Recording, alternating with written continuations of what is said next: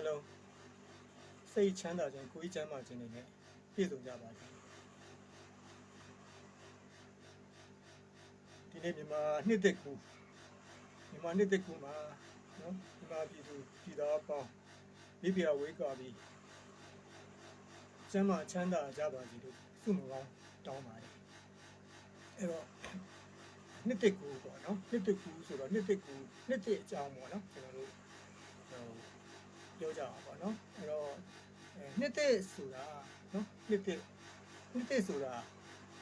နှစ်သက်ကူဆုတောင်းတယ်ပေါ့နော်နှစ်သက်ကူမှာဆုတောင်းပေးတယ်ဆိုတာနှစ်သက်ရှိလို့နှစ်သက်ကူတဲ့ဆုတောင်းတာပေါ့နော်နှစ်သက်မရှိဘူးဆိုလို့ရှိရင်ကျွန်တော်တို့ဗာပဲလေနှစ်သက်အတွက်ဆုတောင်းပေးကြတယ်မလို့ပေါ့နော်အဲ့တော့အချိန်ဆိုတာပေါ့နော်ခုနကကျွန်တော်တို့ပြောခဲ့တယ်လို့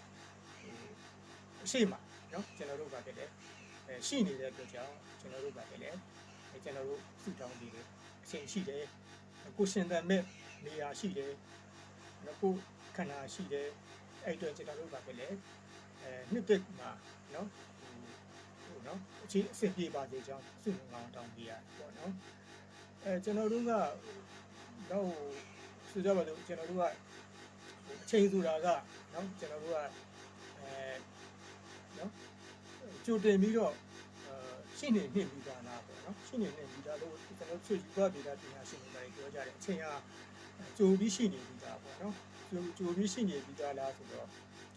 သူတို့ပြောတာကသူတို့ရဲ့အယူဆတွေမှာတော့ဗျာအချိန်ကတချို့ယူပါဒေတာပညာရှင်တွေယူဆမှာတော့အချိန်ကကြိုတင်ပြီးရှိနေတယ်လူတွေကဒီအချိန်ရဲ့နော်ကြိုရှိနေတဲ့ကြောင့်ပုံစံကွက်ထက်ရပြီပေါ့ဗျာဒီမှာကျွန်တော်တို့ကဒိုရင်းမရှိဘူးပေါ့နော်ရွေးချယ်ပိုင်းတော့မရှိဘူးပေါ့နော်ပုံစံကွက်ထက်ရဒါလို့ကောင်းတာလို့ဆိုးတာလို့ကျွန်တော်တို့ဗာပဲလေဒီပုံစံကွက်ထက်တဲ့အတိုင်းတွားမယ်လို့ဒီလိုလဲယူဆကြတယ်ရှိတာပေါ့နော်ဘာဗီတာရှုပ်ပညာရှိတယ်အဲ့လိုတော့မဟုတ်ဘူးနော်အချိန်ကခုနကျွန်တော်တို့ပြောခဲ့တယ်လို့ဒါဆိုတော့ကျွန်တော်တို့ကတတ်မဲ့အရာဝတ္ထုတွေအတွက်တော့အချိန်ကရွေးချယ်တာမရှိဘူးဖြစ်ချင်တာပေါ့လေဆိုတော့ကျွန်တော်တို့တက်ရှိနော်တက်ရှိသူ့ဖြင့်အသိဉာဏ်ရှိတဲ့လူသားတွေအတွက်တော့ခုနကျွန်တော်ပြောခဲ့တဲ့အချိန်ရပါဖြစ်တယ်ရွေးချယ်ရရှိတယ်နော်အချိန်နေရဟုတ်တဲ့ရုပ်သဘောရကြိုတင်ရှိနေသေးတယ်တော့ကျွန်တော်တို့ကအသိဉာဏ်လေးရှိတဲ့အတွက်ကြောင့်ရွေးချယ်စရာရွေးချယ်ခွင့်ရှိတယ်ပေါ့နော်ကျွန်တော်တို့ကဒါကြောင့်ကျွန်တော်တို့ကပါဖြစ်တယ်အချိန်လေးကိုပါဖြစ်တယ်နော်ခုနခုမှအချိန်လေးဆိုတော့ပါဗျာကျွန်တော်တို့ပြောမယ်ဆိုရင်နော်ကဘာရှိလို့နော်ကျွန်တော်တို့ပါပြီလေကဘာရှိလို့ပါပြီလေကဘာအချိန်ရှိတယ်နော်ကျွန်တော်တို့ဗျာဆိုကြပါစို့ရှေ့မှာကဘာနောက်မကြခင်မှာကျွန်တော်တို့ကနောက်3-4ရက်နေကဘာပြည့်မယ်ဆိုလို့ရှိရင်ကျွန်တော်တို့ကနှစ်သက်ကိုထူတောင်းရမရှိတော့ဘူးပေါ့နော်မရှိတော့ဘူးပေါ့နော်ဒီလိုပြောတာနော်ကျွန်တော်တို့ကကဘာရှစ်ပြီးပါပဲလေတက်ရှိများနေတဲ့များရှိနေတဲ့အတွက်ကြောင့်ကျွန်တော်တို့ပါပဲလေအချိန်လေးနော်အဲ့ဒီအချိန်ထဲမှာကျွန်တော်တို့နော်အချိန်တွေကောင်းနေကြပါပါသေးလို့ကျွန်တော်တို့ကဆုတောင်းနော်တို့တော့လည်းကျွန်တော်တို့ကဘာဖြစ်လဲဆိုတော့နော်ခုနအချိန်ဆိုတာဒီစကြဝဠာကြီးထဲမှာကျွန်တော်တို့ကနော်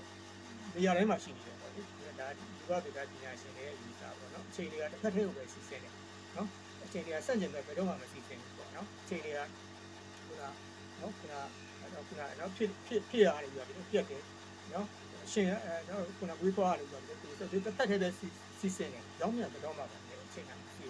ဒါကျွန်တော်တို့ဒီချိုးကပောင်ရည်လေးတွေမှာမဟုတ်စက်ကြဝဠာကြီးတစ်ခုလုံးနဲ့ဒီတိုင်းပဲပေါ့နော်အချိန်တွေအဲ့တော့အဲ့အချိန်တွေကိုကျွန်တော်တို့လုံဆိုင်လို့လည်းမရဘူးအချိန်ကအနိစ္စသင်္ခါရပေါ့နော်အချိန်တွေလုံဆိုင်လို့လည်းမရဘူးဒီအချိန်ထဲမှာပဲကျွန်တော်တို့ဖြစ်တယ်ကျွန်တော်တို့ပြက်ရတယ်နော်ကျွန်တော်တို့နေမကောက်ကျွန်တော်တို့ဗာပဲလေလူသားတိုင်းကလည်းပြက်ရတယ်ကဘာကြီးကျွန်တော်တို့ရှင်ဒီထိုင်ရကဘာကြီးရတယ်ဗာလေအချိန်တန်လို့ရှင်ခါဝရမဟုတ်ပြက်ရတယ်နော်ဒီလူသားမျိုးနဲ့လူတွေဗာလေခါဝရမဟုတ်ကျွန်တော်တို့ဗာလေပြက်ရတယ်နော်အဲ့တော့ခုနအဲ့တော့အချိန်တွေကခုနကျွန်တော်ပြောခဲ့ပြီပေါ့လေခုနနော်စုံလုံးကောင်းတောင်းတဲ့နေရာပေါ့နော်ယူကဗေဒပညာရှင်တွေအချို့ပညာရှင်တွေပြောရကြတယ်အချိန်တွေကခုနနော်စကြဝဠာကြီးထဲမှာနော်ကြိုတင်ပြီးတော့ရှိပြီးသားပေါ့နော်ရှိပြီးသားရအောင်ဆိုတော့ဒါတော့ကျွန်တော်တို့ယူကဗေဒပညာရှင်တွေပြောဘို့တော်လည်းရှိပါတယ်အချိန်တွေကကြိုပြီးပါတယ်လေကျွန်တော်တို့ကတော့ရှိနေပါတယ်နော်ခုနကျွန်တော်ပြောတယ်လူသားကတော့ပါတယ်လေ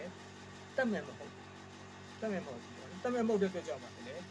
ရွေးချယ်ပိုင်းရှိတယ်နော်ဒီရွေးချယ်ပိုင်းရှိတယ်အဲ့တော့ဒီအချိန်တွေထဲမှာပဲကျွန်တော်တို့ကလည်း ခုနကိုကောင်းကိုကောင်းမှုကိုလောကကြီးကောင်းမှုတဲ့ကိုကဘာကြီးကောင်းမှုတဲ့နော်စိုးဖို့အတွက်နော်ကိုကပဲပါတယ်ရွေးချယ်တယ်ဒါပေမဲ့ခုနရွေးချယ်တဲ့ဆိုတဲ့နေရာမှာတော့ခုနသူ့ရဲ့တိုင်းတာတစ်ခုပေါ့လေသူ့ရဲ့ခုနအမေရိကကန်ဒီယာပေါ့ဒါတွေလူလေးတာပေါ့နော်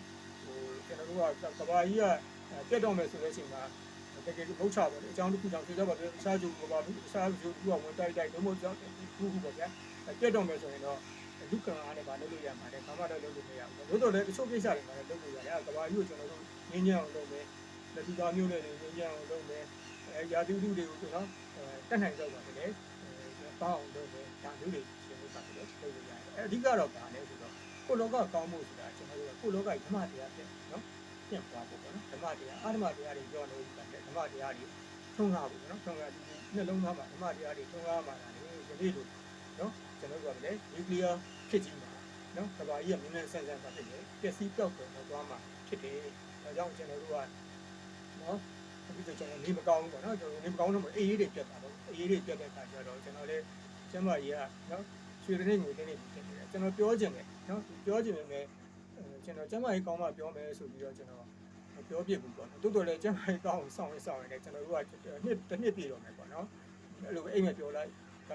ပြန်ပြီးပြောလိုက်အဲ့လိုဖြစ်တာပေါ့နော်ဖြစ်တဲ့အခါကျအခုတော့ကျွန်တော်စဉ်းစားတယ်ဗျာဘာလဲဆိုတော့ဟိုတင်းနော်ဟို